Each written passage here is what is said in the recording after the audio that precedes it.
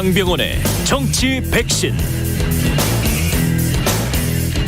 네, 정치에도 백신이 필요합니다. 나쁜 정치, 막말 정치, 공학 정치 거부하는 강병원의 정치 백신. 오늘부터 월간 고정으로 만나봅니다. 더불어민주당 강병원 최고위원 나오셨습니다. 안녕하십니까? 안녕하세요. 강병원 의원입니다. 예, 강병원의 정치 백신. 코너 제목은 마음에 드시죠? 아주 마음에 드는데요. 예. 왜냐하면 제가 그 선거할 때 지역 유권자들께 인사드릴 때 예. 아프면 어디 가세요? 예. 병원에 가시죠. 바로 제 이름이 강병원입니다. 그런데 예. 보통 병원이 아니고 예. 가장 강하고 센 병원 강병원입니다. 이렇게 인사드리거든요. 아마 우리 사회가 뭐 치료해야 될 일, 국민들이 정말 답답하고 아픈 게 많지 않습니까? 예. 이런 양극화라든지 부동산 문제들도 많이 있는데요. 우리 한국 정치의 큰 병을 막는 예방률 100%의 백신이 되도록 하겠습니다. 예, 각오가 대단하십니다.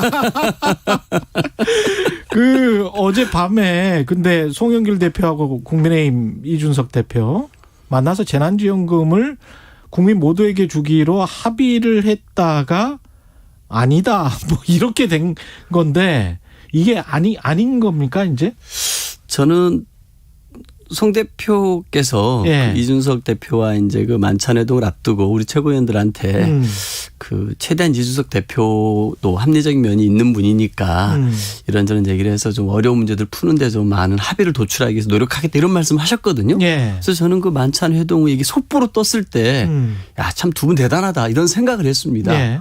그리고 이제 이거에 대해서는 뭐 저희 고용진 수석이 일방적으로 발표한 게 아니라 예. 황보 수석 대변인하고 함께 발표한 거 함께. 아닙니까? 함께 발표한 것이었기 때문에 이 전국민 재난지원금을 지급하자라고 여야 대표가 합의한 것은 객관적인 사실이라고 저는 보고요. 예. 근데 이게 한 두어 시간 만에 번복됐지 않습니까? 누구에 의해서 번복이 된 거예요? 어쨌든 뭐 주체는? 이준석 대표 측에서 번복을 한 것이죠. 국민의힘 쪽에서 예. 번복을 했다. 결국 그건 이건 이준석 대표가 스스로 번복한 거라고 볼 수밖에 없죠.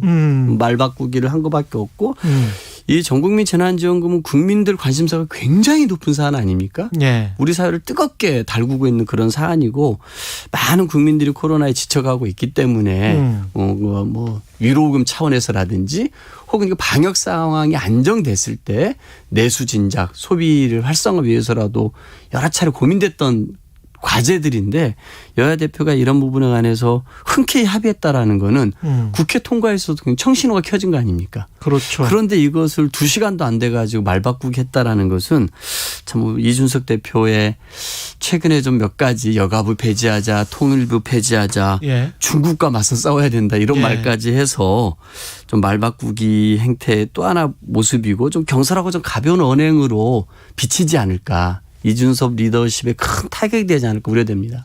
민주당은 이 합의가 그대로 유지됐다면 원래 그냥 스무드하게 원활하게 그냥 갈 수 있습니까? 당내 당권 주자들이 좀 다른 목소리가 있었잖아요.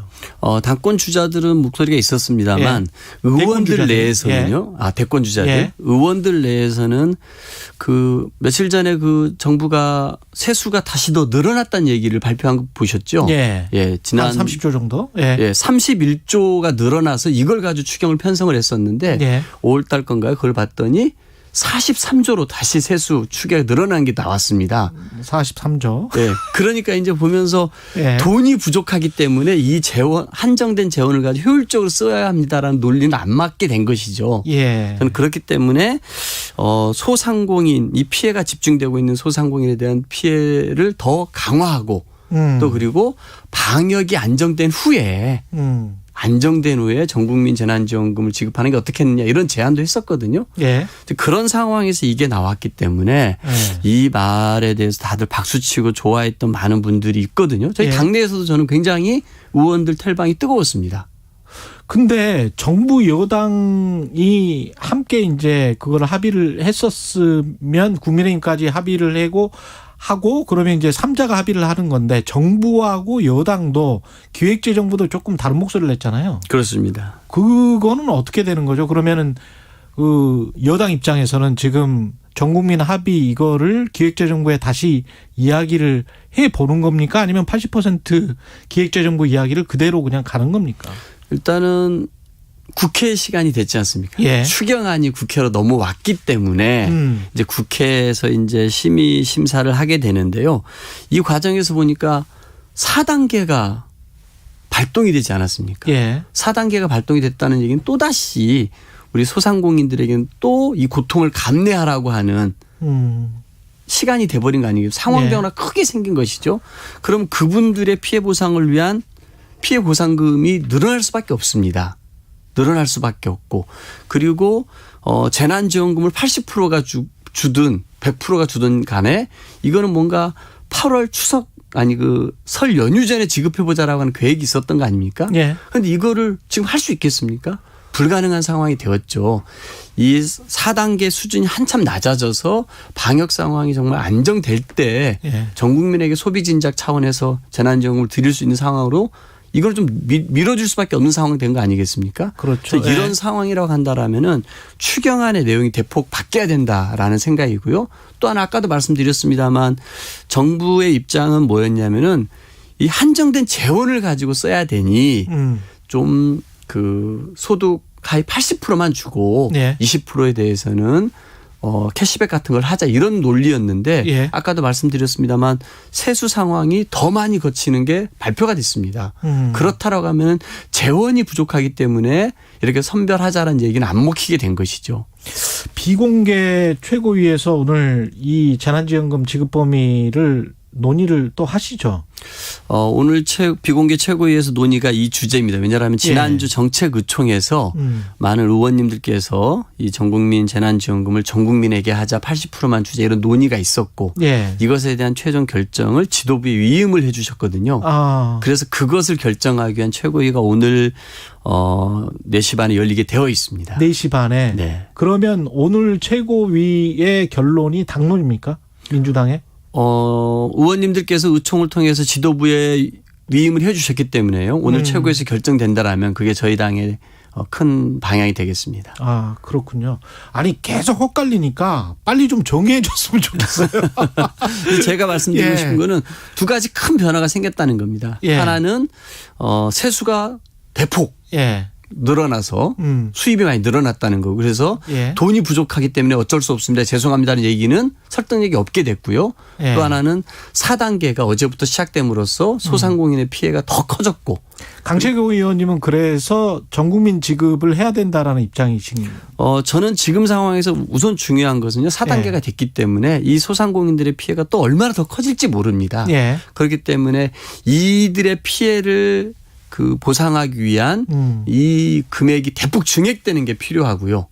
또 4단계가 2주 만에 끝날지 짧고 굵게 2주 만에 끝날지 아니면 좀 더 길어질 수 있지 않습니까? 그렇죠. 그렇다 그러면은 이 전국민 재난지원금 지급의 시기는 이 방역 상황을 보면서 한참 미뤄질 수도 있습니다.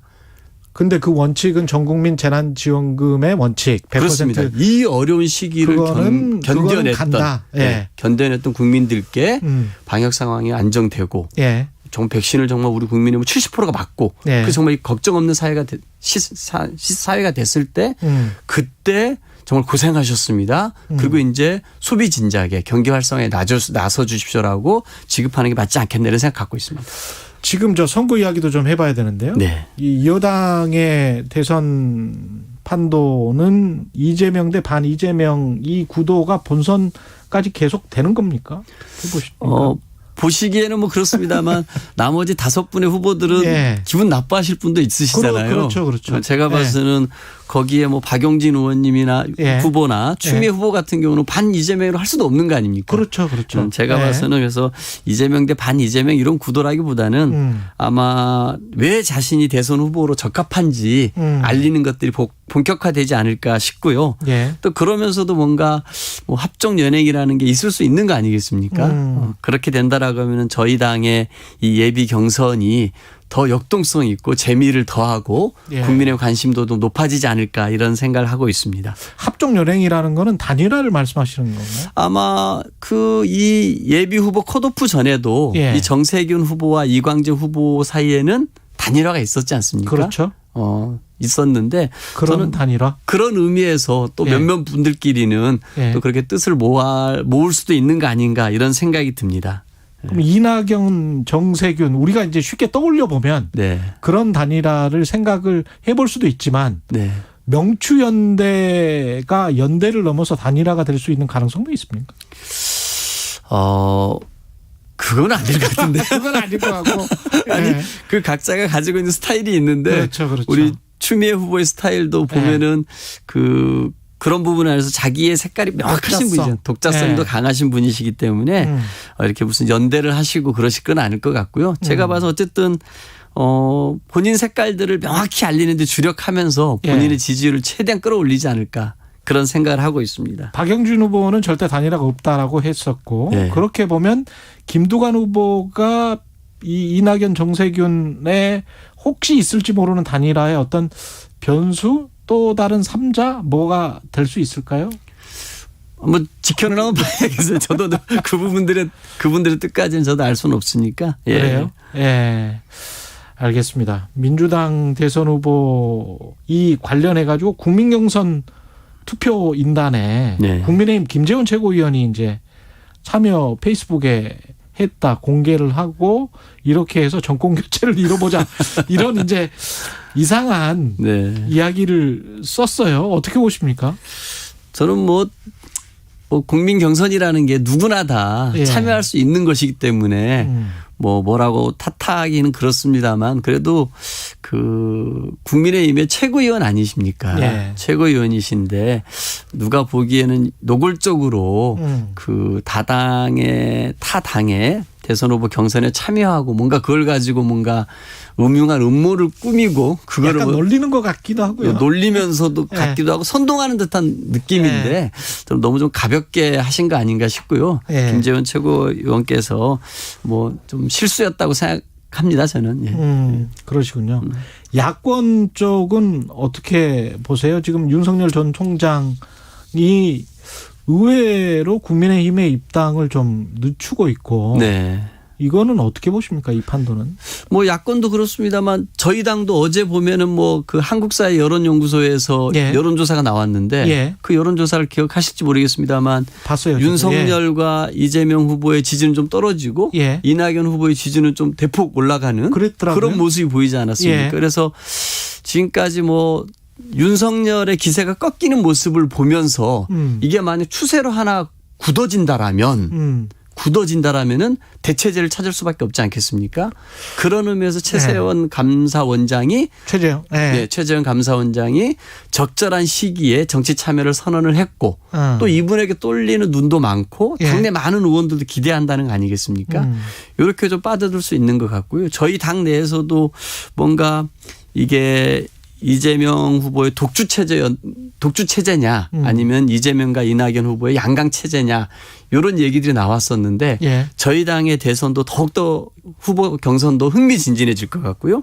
야권도 마찬가지인 것 같습니다. 그런데 야권 대선판을 보면 이런 점을 하나 봐야 될 것 같아요. 이준석 대표 같은 경우는 버스 정시에 출발하겠다. 빨리빨리 타라. 이런 주장을 하고 계시고요.